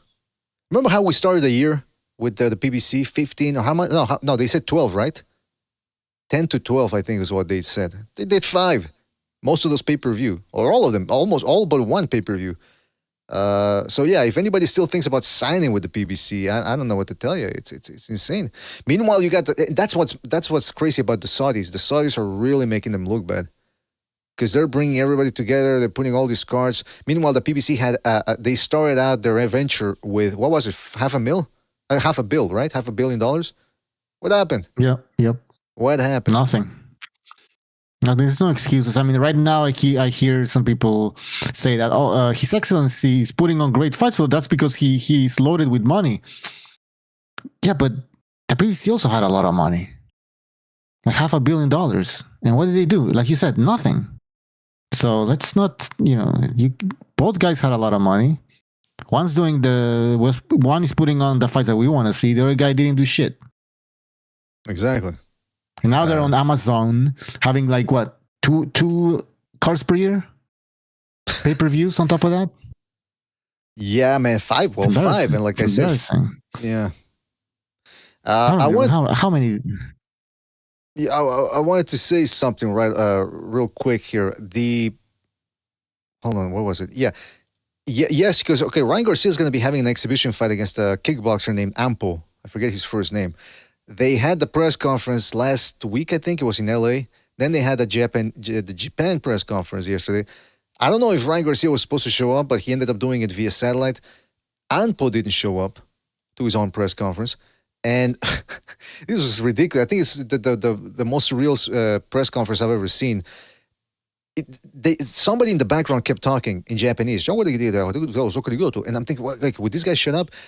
Then they kept panning to this, Rukia Ampo. That's the guy's name, Rukia Ampo.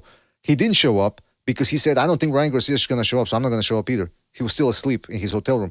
They kept panning to this empty seat that the photo I'm showing here. And then and then he ended up calling in. So every time the guy would speak, they would show this, the empty seat and the microphone. They show a corner, a bucket and a mop there. Or something yeah, toilet, a pee-stained toilet. I'm thinking, what's going on here, man? So Ryan Garcia is getting a fight. These guys were talking smack, so I think it's going to be, technically it's an exhibition. That's the only way this is happening. But I think they're actually going to fight. They're actually going to throw down. But it was just a surreal experience that they were they had. Maybe he was invisible or something. Well, maybe Japan. They do have that. Japanese are crazy. Yeah, you were talking to me the other day about Shinto, right? They get the spirit world and all that. They really do believe in in ghosts and all that. Material, things have spirit inside them and shit, like, which isn't crazy. Crazy Japs.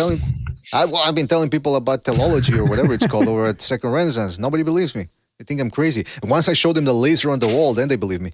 All right, listen. Anything else you want to talk about? Because I got a couple. I wanted to bring something else up, but what else do we got, Bucho? Nope. Well, okay. Nothing. I wanted to bring this up. So Shakur Stevenson is going to fight. What's his name? Floyd Schofield. Does anyone give Schofield a chance? Yeah, I do. He'll give him a hard fight, just because he's athletic and fast. Mm-hmm. I don't think. Let me see if Stevenson goes in there and tries to fight like he did against that Japanese dude. Schofield's gonna tag him a lot. He's gonna hit him. He's still fast, right? Just because he's not experienced, doesn't mean he doesn't know how to throw a punch. He has fast combinations. So I expect Shakur Stevenson to fight, like a bitch. Oh. And just back foot it, dude. And he's not gonna look. I don't think he's gonna take chances with this guy. Yeah, man. I mean, the guy, he's a southpaw. No, he's a southpaw too, right? Now I'm forgetting. Schofield. But he doesn't. He's quick, but he doesn't have that Edwin de los Santos power. So I don't know if he's gonna have Shakur Stevenson fighting that way. But he's still, as Shakur Stevenson said on Twitter recently, he said somebody on Twitter mentioned, we haven't seen Stevenson get hit with a big shot yet. And Stevenson said, that's because I'm just that good, blah, blah, blah. I'm thinking, wait a minute. He did get hit with a right hand against Nakatila. And that's why he fought like a bitch in that one. Because he said it himself, I got hit, I didn't like it, and so I just ran. So this dude, he is soft. He can't take a shot. We've seen, I can play you the clips here of him getting tagged in sparring and calling a timeout like Charlie Zelenov. So I wouldn't surprise me if Schofield can get his respect and have him running around the ring, shaking his ass. Last time I heard from Floyd Schofield, his fight got canceled because he blew weight by like 14 pounds. So if he can't make the weight, he's probably going to rehydrate to a bigger size in the Shakur. So he might not have the power, but he'll bring some physicality into that fight. I think you're thinking about Carmel Moten weight. He missed weight by 14 pounds. Shit, fucking my bad, dude. Yeah. Schofield just fought Hiron.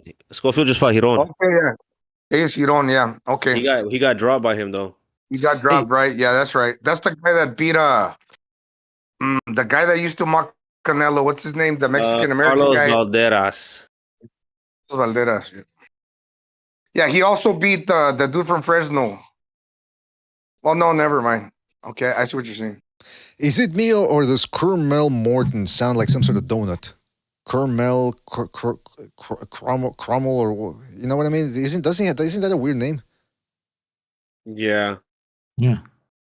It sounds like, I don't know, it sounds like something you find in your teeth. I don't know. Hey, by the way, speaking of teeth and finding coins under your sofa, the Beterbiev Bivol mega card, which hopefully they can pull off, is going to be $25.99. I forgot about that. Just $25.99. Can you believe that? Amazing. This is what should be happening more often. Absolutely. Which card is that going to be? The mega card in February, the Beterbiev Bivol rematch. So it's going to be $30? That's nice. That's what's up. That is, yeah. Yeah. But we're going to pay $90 a fight to watch Gervonta Davis fight Lamar Roach.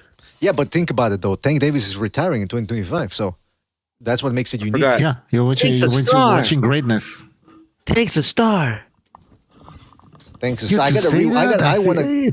I want to go back and watch that conference now because I want to hear Tank Davis mumble his way to that. But I want to see if he tries to make it personal. That's what he always does. Maybe the first press conference starts out okay. Then by the second one, he starts taunting his opponent. He does the thing now where he tries to fake punch them, where he's going to punch him and then he pulls back at the last minute to make his opponents flinch. This dude is insane. I wanted to ask Gonzalo real quick. Gonzalo, we got Valdez Navarrete 2, or rather Navarrete Valdez 2 this Saturday. Who are you picking for that one? I'm going to go with Navarrete again. Again, yeah. But is it me, Gonzalo? Yeah, because if I wasn't... Yeah. No, go ahead. Ask me.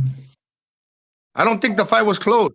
I think the narrators made it seem closer than what it was because they try to make it seem like it was Morales versus Barrera, but it wasn't. I still remember that fight. In the ninth round, I think they had one of the best exchanges. If you just watched that exchange, you would have thought, yeah, this is the fight that they made out to be. But it was just one brief exchange. They exchanged for a good 15 seconds near the end of the round, or at the end of the round rather. And Bradley and Osuna, or whatever the guy's name is, who does the commentary, is like, "Here we go. This is what we came to see." And then Bradley's like, "Give it to us, baby. Give it to us." And like, okay, come on. I think the truck told them, the producers told them, "Okay, guys, you got to spice this up because we promised these dudes a Mexican shootout and it's a one-sided fight." So, I think they were trying to really pump this up. Even afterwards, they still were trying to make it out to be like there was this classic Barrera Morales one type of war, which it wasn't. But Gonzalo, aren't you a little bit worried that Navarrete just doesn't really seem to take the training seriously?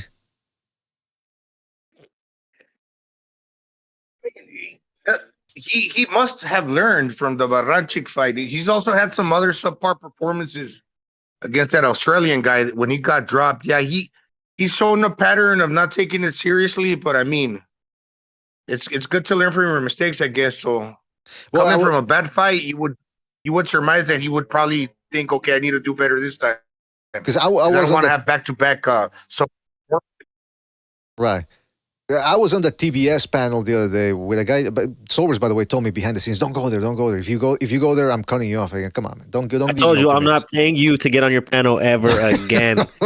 Yeah. By the way, that whole thing about you paying to get. How many people have donated super chats? They don't get. They don't get to jump on the panel. I don't get that. But maybe that's how we started working it. We should start charging. I mean, I know we actually have to pay recognized to be on here. That was part of his contract, and he wanted an increase on top of that. Recognize has a real Jew lawyer. He really took us to the cleaners, let me tell you. And those were Recogniz's words, by the way. I got a Jew lawyer, a real Jew lawyer. So, all right, that wasn't necessary, but go ahead. That's right. That's right. You're gonna pay me. But Gonzalo, I was on that panel. There's a guy by the name of Boxeo Atomico, and he said that the reason why Navarrete looks subpar against Conceição and Baranchik is because he was injured. And I said, I don't know. That sounds too coincidental to me. I mean, everyone always has a reason for why they look bad. So, and even if it's true that he looked bad, I mean, he looked bad in that fight. He looked bad in those two fights. He looked bad in the. Well, I guess Conceição, he looked bad in the sense that he didn't really press as much as he should have. And then he looked, like you say, he looked bad against Wilson. So maybe he's just fragile. Maybe that's also a reason to worry about him if it's not the work ethic. Well, what do you think, Gonzalo?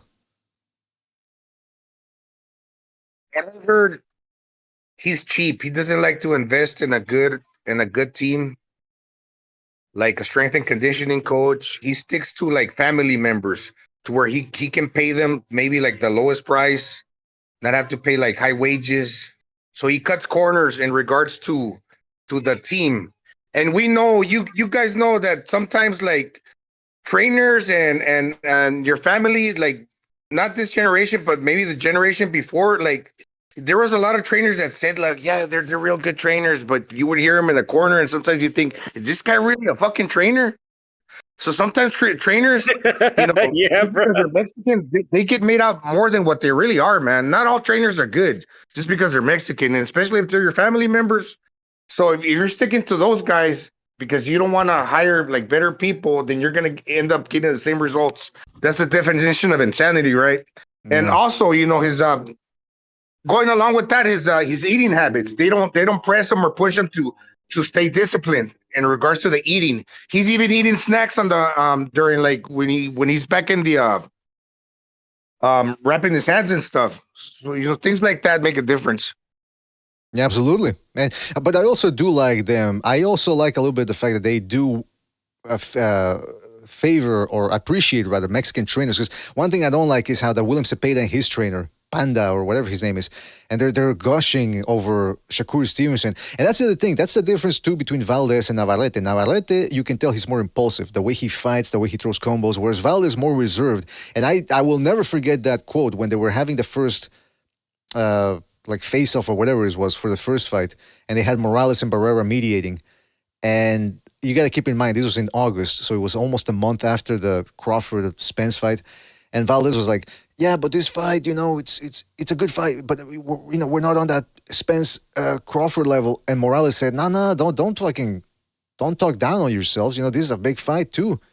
And Navarrete was just standing there looking at Valdez like, yeah, what the fuck's the matter with you? He's like, so Valdez is the one who sets himself limits. And he believes all this American propaganda about how they do it, the gringos do it the best, and Crawford Spence, that was Roy Jones, James Toney level. And I'm just like, nah, man, this is a good fight too. Oh yeah, I remember that BDA. What Morales said. Yeah, he made him look like he was, like he was less than. Valdez was acting like that. Yeah. Well, he suffers from low self-esteem. Yeah. Do you think that's why he's into reptiles and all that? Because subconsciously he wants to be cold-blooded like them, but he just can't or something like that? Yeah, I don't want to feel anything. And that's all. Maybe that's what he's used to, having like a reptilian-like father. You know what I mean? Showing no emotion to him, never hugging him, never encouraging him. I mean, I know, Very Mexican. Join the club, man. But I mean, yeah, it's. Do you think he sort of like starts to mimic certain snake-like movements and he starts slithering and stuff like that, or is that too crazy to say? No, I believe something like that. There you go. Yeah, I believe something He like that too. He probably lays for hours in under the sun with his mouth open, like a crocodile, just prone. It gives him powers, laying on top of the vitamin With D his lamp. mouth open. Yeah, he lies below the vitamin D lamp for hours and just absorbs the power. I don't know, but yeah, I mean that was weird when Valdez and William Cepeda. They seem to worship this fighter north of the border, and I don't know. I just think it's weird. Like you're good too. I don't understand you're trying to build up to something that they're not. But anyway, that's about it, man. That's all I had. Anyone else got anything to say before we move on? I want to say I got Valdez in that rematch. Oh, the first one was a fluke. You're going to see the truth of what's really supposed to happen. Is it this Saturday, right? That's I made right. the call. I told Bob, make the fight. My boy Valdez wasn't feeling right last time. Like I was saying, he was suffering from low self-esteem because he got caught with the chamomile tea. You know what I mean? But he's good now. He's ready to fight. He came back. He just knocked some dudes out. He's ready to knock out Navarrete. Ready to knock those Maruchan noodles off his fucking body. All right. He's built like fucking Gumby.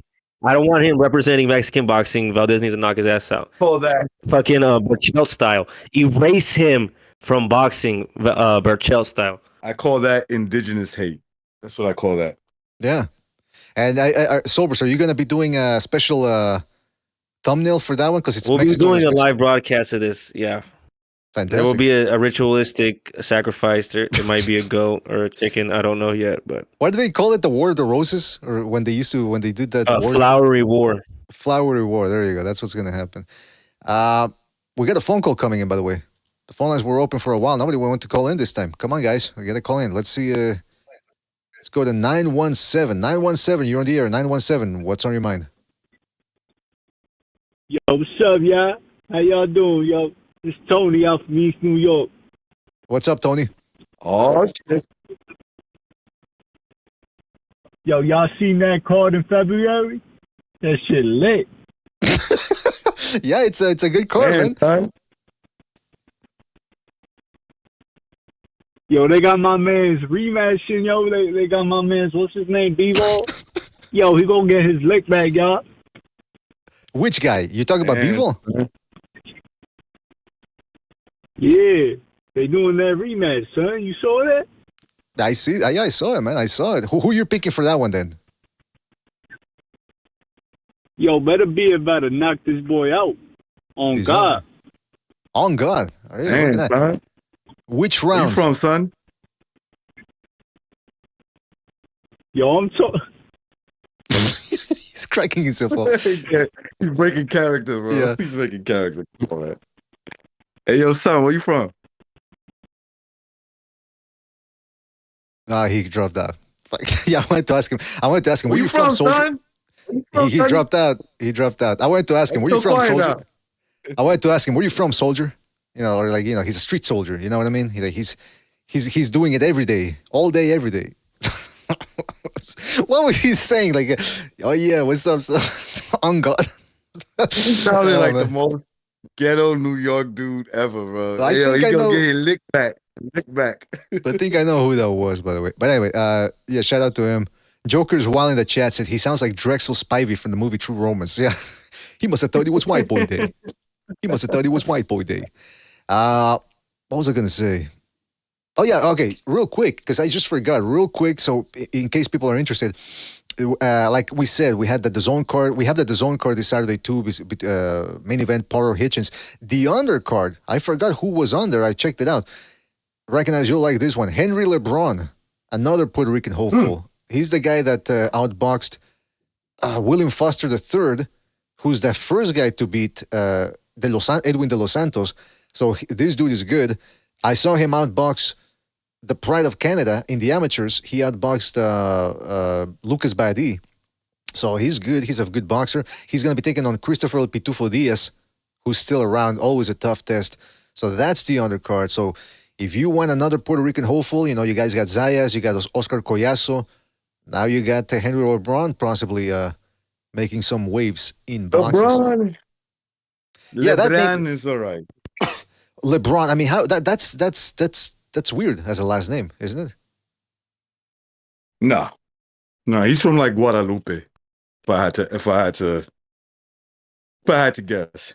Because the only other LeBron I know is LeBron James, and that he uses LeBron as a first name. So, well, yeah. No, it's kind of like okay, so we there's a bunch of islands close to Puerto Rico. Uh-huh. And there's this one little island called Guadalupe. A lot of French last names. Uh-huh. You know who comes from there too? What's the fucking dude that fought that straight G called an all-time great? Well, she wasn't an all-time great. The dude that fought Boots got knocked out. He's dark-skinned Puerto Rican dude. Oh yeah, Delorme. Yeah, Delorme's from Guadalupe. Maybe LeBron's from there too. There if I had you to go. guess. By the way, I heard about the LeBrons in Mexico. BDA they recognize the community. What's their religion? Starts with an M. They moved from the United States, Ohio, to Mexico, and they created a community. Molokians? No, I don't know. No, with they're able to have like many wives. Oh, Mormons. They're the LeBron Mormons. Yeah. Oh yeah. Because remember that was a big deal with what was his name? The 2012 presidential candidate. What was his name? Okay. He had family too. That he had a lineage in Mexico, or the Mormons over there. They got their own compounds and everything. Mitt Romney. Mitt Romney, yes, that dude. Hey, by the way, we got a couple more phone calls coming in last minute here. 917 is calling back. 917, you're on the air. 917, what's on your mind? Yeah, it's Tony again, y'all. This shit cut off. My bad. That's all right, Tony. So y'all was asking me what round he go bust him down? Yo, that yeah, shit what round is he gonna about bust him? Seventh round. I'm telling y'all, about 7th round, my man better be at that Russian boy. He gonna knock him out. Cold. All right, son. Now, do you wager? Do you bet on these fights? Man, if they had Jack Reese over there, that motherfucker can't slow as shit. My man Bevo will get up, but I'm betting that knockout because he ain't the rep.